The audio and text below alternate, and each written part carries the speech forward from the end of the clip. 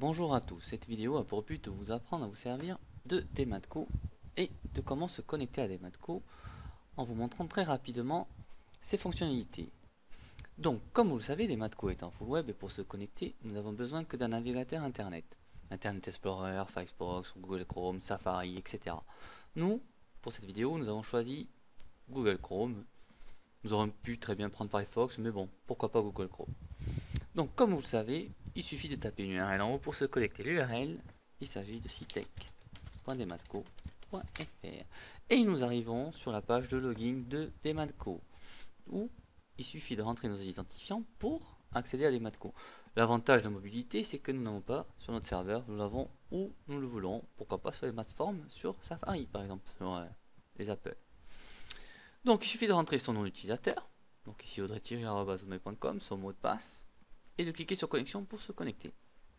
Si nous avons oublié notre nom d'utilisateur mot de passe, nous cliquons sur nom d'utilisateur mot de passe, nous rentrons notre adresse mail et nos identifiants nous seront renvoyés. Donc nous rentrons notre mot de passe et ça y est, nous sommes dans Dematco sous le compte d'Audrey.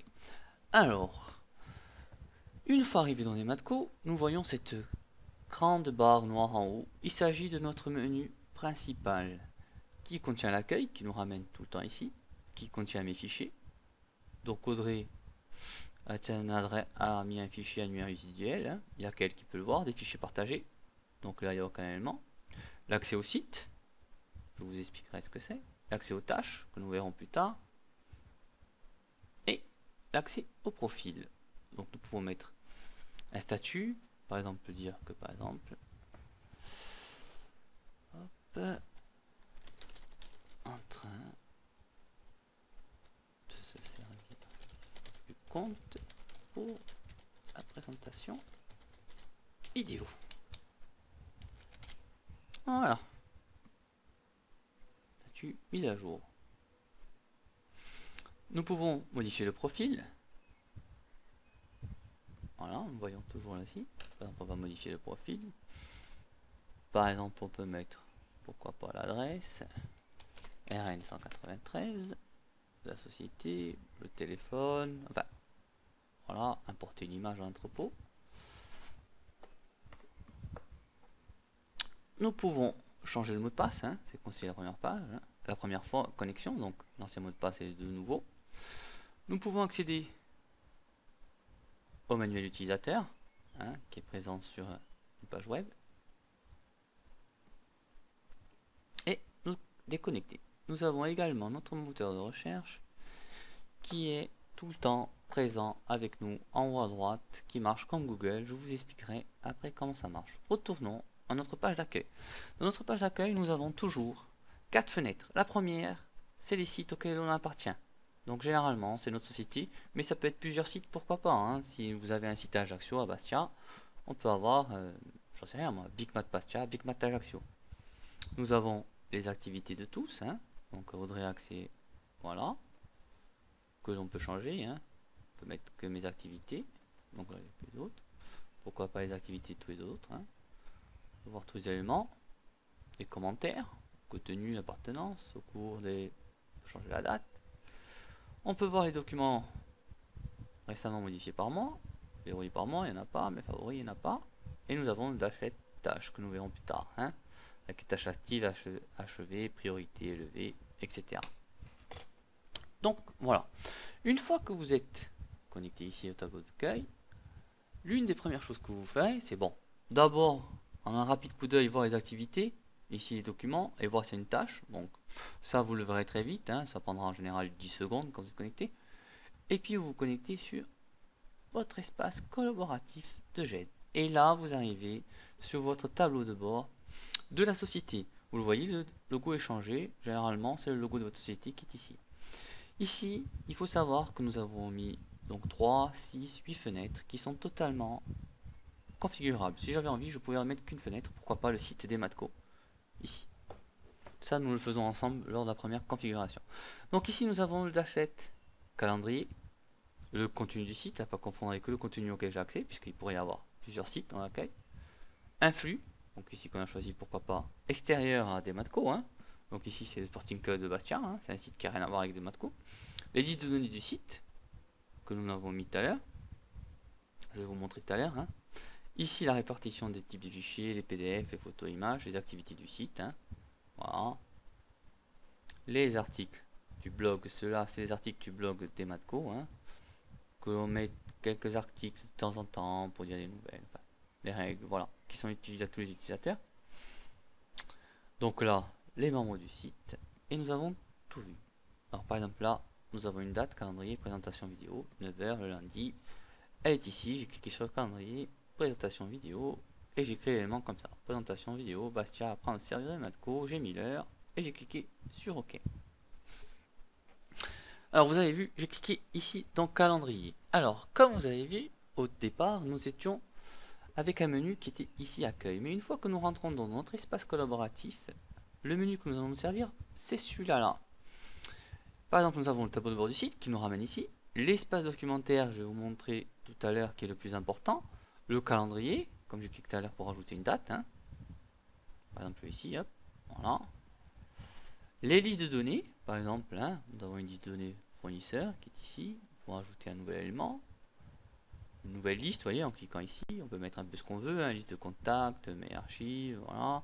Les fournisseurs, ici on peut rajouter un nouvel élément, pourquoi pas. Alors, démonstration, qu'est-ce que nous avons mis? Hop, hop, voilà. Démonstration agence, enfin, etc. Nous allons maintenant passer à notre espace documentaire. La partie de la collaboration que nous allons le plus nous en servir. Alors ça, vous connaissez, c'est du style Windows. C'est-à-dire que vous avez ici tous les documents, verrouillés par moi, récemment modifiés, récemment ajoutés, mes favoris. Hein. Donc là, il n'y en a pas. Ici, l'arborescence. Hein. L'arborescence qui est important, qui vous permet de vous situer hein, dans des matcos. Vous voyez le petit vert qui met voilà, demande embauche, hein, qui permet de naviguer à l'intérieur et qui vous permet de retrouver les dossiers. Une arborescence logique. Hein. Au lieu d'être physique, elle est numérique. Aujourd'hui, c'est très répandu, donc je ne vais pas m'éterniser là-dessus. Et donc, pour commencer cette arborescence, qu'est-ce que nous avons fait? Nous avons créé un dossier. C'est le début de l'arborescence, donc nous créons un dossier, nous allons appeler présentation vidéo.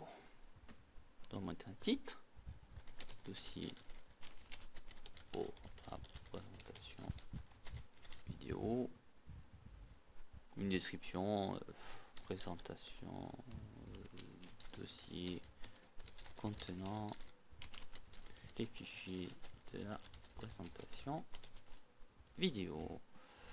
Hop, voilà. Et voilà, le document est ici, vous voyez, créé par Audrey Thierry, présentation vidéo, et voilà.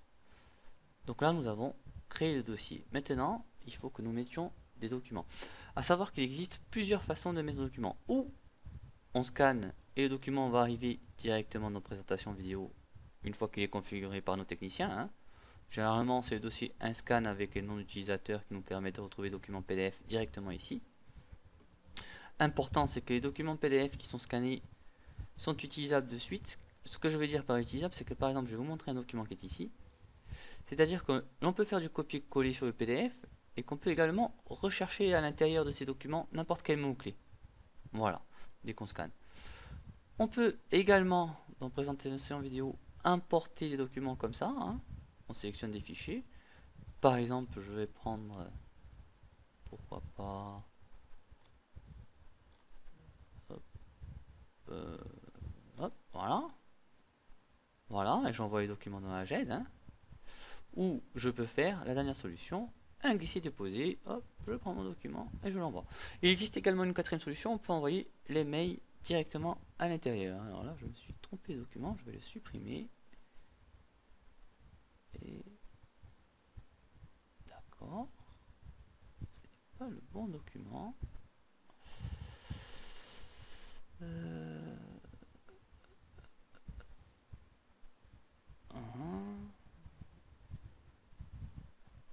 D'accord, bon, ben, je vais mettre un document Word, c'est pas grave. Voilà. D'accord, ça ne marche pas non plus. Bon, c'est pas grave. Je vais aller sur le bureau. Par exemple, je vais prendre celui-là. Voilà. Donc, une fois que nous avons nos documents qui sont ici, donc nous avons des petites vignettes qui se créent, comme vous voyez ici. Hein. On peut changer la vue, l'affichage galerie. Donc, on voit nos photos qui apparaissent indirectement avec le texte. Regardez, hop, on peut zoomer, dézoomer, c'est important, hein, c'est sympa parce qu'on peut déjà voir ce que contient le document. Donc, on peut les classer par nom, de A à Z, de Z à A. Hein, ou quand ils ont été modifiés, hein, modifiés, ils n'ont pas le même ordre. Pareil, de plus récent au moins récent. Nous, on va rester par nom. On peut par exemple passer en affichage pellicule. Hein. Ce mode est assez sympa pour les photos, par exemple. Regardez. Bon, là, c'est du texte et les photos. Donc, voilà. Donc, moi, je vais repasser en plus détaillé. Donc, nous avons vu comment alimenter la JET, notre arborescence, comment créer des dossiers, comment créer des documents, notre espace documentaire, le tableau de bord, les calendriers de données. Et maintenant, nous allons nous servir de la recherche. Alors, la recherche, elle marche comme Google, avec ce moteur qui est ici en haut à droite. Il n'y a pas besoin de cliquer sur un bouton spécial pour aller dans une recherche. La recherche est toujours présente avec vous. Alors, on tape les mots-clés du document. Par exemple, là, je vois autorisation facture. Voilà. On peut chercher sur le nom, mais on peut également rechercher à l'intérieur du document. C'est-à-dire, regardez ici, hop, en tête entreprise. Bon, on peut faire un copier-coller. Hein. C'est l'avantage des quand on envoie dans des matco. Donc, en tête entreprise. Et tac, la vignette commence déjà à afficher. Vous voyez, elle est déjà affichée. Tout comme je tape facture, vous voyez, les vignettes commencent déjà à apparaître. Autorisation. Voilà. Qu'est-ce qu'il y a après? Il y avait en tête. Voilà. Hop, ça nous permet de réduire à chaque fois nos recherches avec la petite vignette qui apparaît ici. Ensuite, qu'est-ce que l'on peut faire sur ce document? Alors, vous avez ici le menu à droite dans cette vue. Nous pouvons le télécharger. Hein. Si l'on sélectionne plusieurs, on peut les télécharger au format zip, hein, ce qui est assez pratique. Nous pouvons les voir dans le navigateur, hein, comme j'ai fait tout à l'heure. Tac, nous le voyons ici. Ce qui nous permet de l'enregistrer, l'imprimer, de zoomer, de dézoomer, de rechercher, etc. Nous pouvons éditer les propriétés, mettre un nom, un titre, une description, un tag, etc. Nous pouvons télécharger une nouvelle version. Ça, c'est quand on a modifié hors ligne et qu'on veut mettre une nouvelle version. L'éditer hors ligne, hein, c'est pour faire la même chose que télécharger une nouvelle version, c'est-à-dire on l'édite hors ligne et après on retélécharge une nouvelle version, ce qui fait que personne ne peut modifier le document en attendant. On peut le copier vers, hein, donc on le copie vers, par exemple, document, il est ici, vous voyez, il est ici. Bon, là je vais le supprimer. On peut, alors, c'est pareil ici, déplacer vers, puis le document, hein, déplacer vers, c'est pareil, document, tac, il est ici, il est plus là, il est ici. Hop, voilà. On peut démarrer un workflow et gérer les droits d'accès. Alors, gérer les droits d'accès, c'est une fonction très importante, très facile, c'est-à-dire que en fonction des utilisateurs, ils auront plusieurs droits. Soit ils seront lecteurs, c'est-à-dire ils pourront lire les documents mais rien faire d'autre, télécharger entre autres. Soit ils seront contributeurs, c'est-à-dire qu'ils pourront ajouter des documents dans le dossier. Ils pourront être collaborateurs, ajouter, déplacer, copier les documents et supprimer ses propres documents. Ou gestionnaires, c'est-à-dire supprimer tous les documents en plus des autres fonctions. Et comment ça marche? Vous allez sur un dossier, vous faites gérer les droits d'accès et vous faites ajouter un utilisateur, par exemple admin, voilà, des matco, et je le mets en, pourquoi pas, lecteur. Il suffit d'enregistrer et c'est fini. Et donc ça, vous l'avez sur tous les dossiers, ce qui vous permet à chaque fois de faire une arborescence avec les différents droits et c'est héréditaire de droit. C'est pour ça que des matco est très facile hein, avec ce truc, mais il est également intelligent avec ses droits d'accès. Mais pas que les droits d'accès. Les règles aussi permettent d'être intelligent. Les règles, c'est par exemple quand vous voyez ce petit document ici, c'est-à-dire que dans le mail, par exemple, vous avez des règles. Hein, et c'est une règle, par exemple, quand il y a un document qui va rentrer, je vais vous montrer une règle. J'ai les règles, je vais créer une nouvelle règle. Présentation. Hop. Par exemple, des éléments sont créés dans ce dossier. Je vais vraiment ajouter un truc, sont mis à jour. Si tous les éléments, par exemple le nom, d'accord, on va dire contient, présentation, on va le faire se déplacer vers, et on va sélectionner un dossier présentation vidéo. On va créer la règle. Alors, qu'est-ce qui va se passer? En fait, ce qui va se passer, c'est qu'un document qui est dans mail, qui va rentrer, qui contient présentation, va se déplacer dans le dossier présentation. Ou quand il rentre, ou quand il est modifié. Présentation vidéo, enregistré, et tac, vous voyez, il s'est déplacé tout seul. C'est l'intelligence du programme, il s'est mis ici, vous voyez, il est là, présentation vidéo. Hein, et regardez, si je le fais déplacer vers, maintenant, vous savez,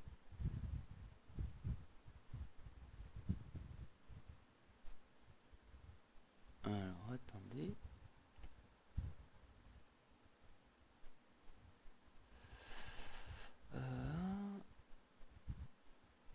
donc maintenant vous savez le faire, donc dans présentation vidéo, il est ici, présentation vidéo.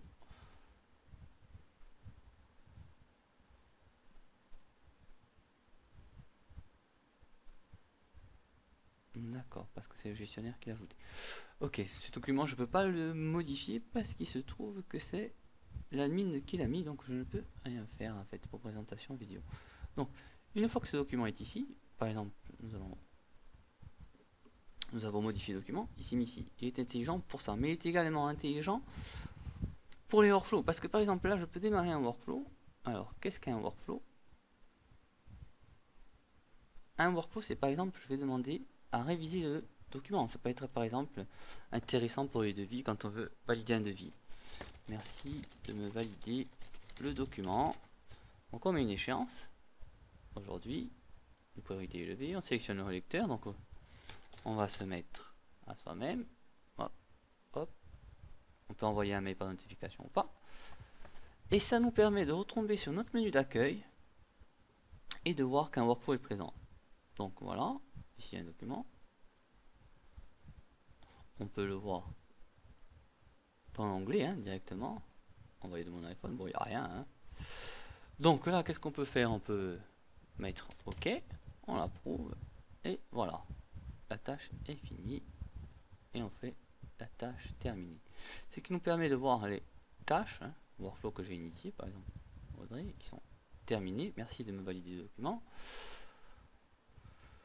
Nous pouvons voir ici, vous voyez, un petit commentaire, un historique, approuvé, révisé. C'est un suivi de document avec un euro d'attache toujours présent. C'est également ce que vous avez dans chaque document. Vous avez un euro d'attache qui est présent ici. Donc vous le voyez, date de création, date de modification, le modificateur, le créateur. Vous avez le nom, vous avez à chaque fois tout ce qu'il faut. Vous pouvez également signer le document si vous le souhaitez.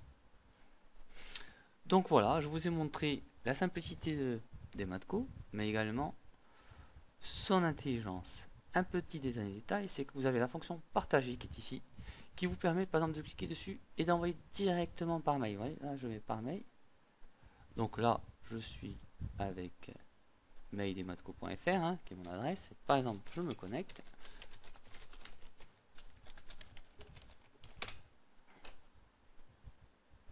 Et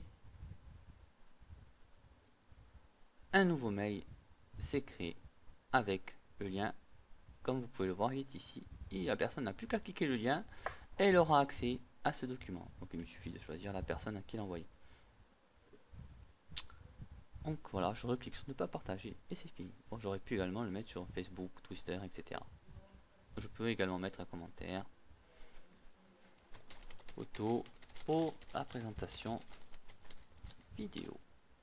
Voilà, avec tout ça que vous connaissez, c'est sur Word. Voilà.